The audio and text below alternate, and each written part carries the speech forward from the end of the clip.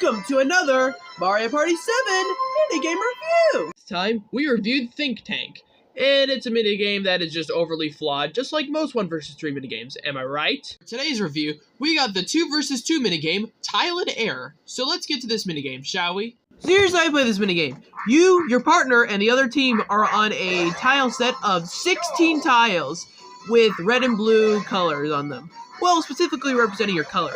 Your job is to just ground pound them and try to get as much as your color on the 16 tile board. Yeah, that's pretty much this entire minigame.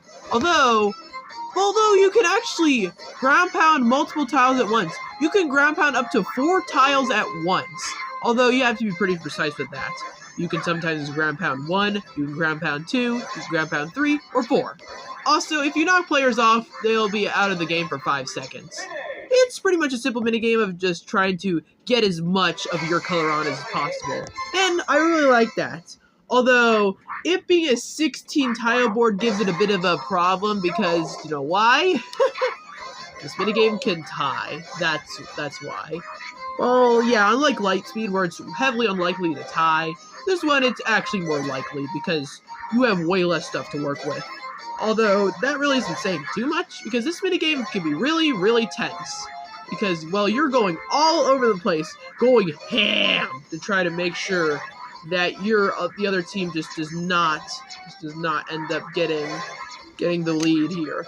Although this could eventually result in ties if you're not careful, like here, for example. Although I will say, this is a good minigame. Just simply that. This is good. Well, it's just pretty nice to see you just trying to fill up your entire color here. And this is something that would probably be perfected in Mario Party 8's Paint Misbehavin', which, on its own, spoilers I really like. Although, despite that, though, I really don't have too much. It's just simply trying to fill in your color.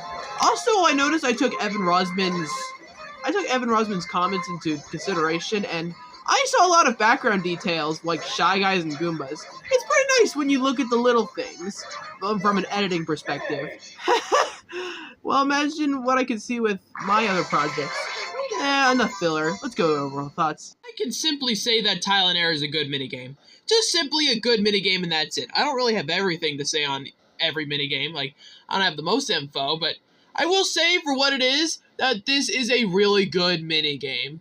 Well, it's just simply you and your partner just trying to get your color on the most tiles. It could end up tying, however, here you at least do a lot. So it being a 16 by 16 is pretty creative. Despite the ties, I can get behind that because you're working breakneck pace just to make sure that you actually win. You can also punch the other players off, which is honestly pretty good idea. Although it does take a bit of time for them to get back on. I don't mind that since this is a 2 vs 2 and not a free-for-all like Smash Dance. And yeah, so overall this minigame just does a better job at executing than Smash Dance did.